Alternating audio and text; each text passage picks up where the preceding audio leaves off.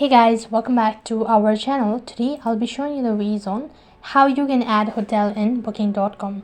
In order to add hotel in booking.com or to list out your property, first thing first, make sure that your device is connected to an internet service. Now go ahead and log in into your booking.com. So once you're logged into your account, it's going to direct you to the official page. Right on this page, go to your profile from the bottom right hand side corner. Scroll down right to the bottom and you'll be able to see partners.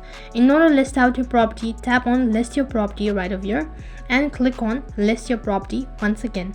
Now it's going to take you to a web page where it's going to ask you to sign in. So first of all, make sure to sign in. Tap on the sign in button. Now enter in your credential. So type in your username, whatever your username is, and click on the next button and sign in into your account.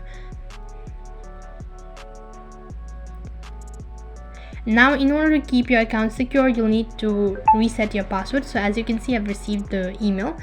So I need to tap on the reset link and reset the password. So tap on it. Once you've successfully reset your password, click on the sign in button. Now click on the login button and enter in your credential. So over here you'll need to go through all of these information. So what you have to do is, in order to add a new property, go ahead and tap on add a new property.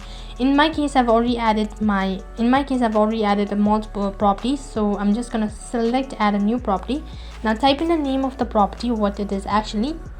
Give a first name and a last name of the owner and your email address as well, and click on build your property right at the bottom.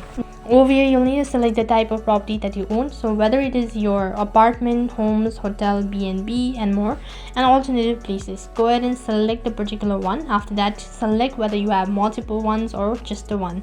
Click on the continue button. Once you're done selecting, here you'll need to see all of these information and click on the continue button.